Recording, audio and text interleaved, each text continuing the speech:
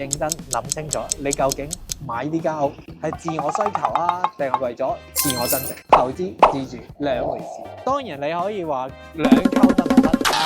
但係兩溝之中你都有選擇，你究竟係選擇偏投資啲啊，定係偏自住型多啲？就好似我最近做嘅一個 case，個客希望買間屋俾佢女女喺香港發展，佢就希望呢間屋有性價比、有潛力，將來佢女女翻去老家嗰陣，佢依然靠住啲層樓可以帶嚟增值或者係租值，所以佢唔希望買啲太貴嘅樓，同佢手環全香港。最嬲尾佢決定買港島，佢哋睇中嗰棟樓有咩特別呢？第一樣嘢就係價錢係減咗落，第二樣嘢就係佢係近地鐵站，第三樣嘢就周邊配套係幾齊全，第四樣嘢住嘅環境就相當安定，第五樣嘢就去灣仔工作大概係半小時嘅通勤時間。前三個係投資偏向，後面嗰兩個係自我需求嘅偏向。個客最嬲尾都係偏向價錢多少少嘅，所以佢入手嘅價錢係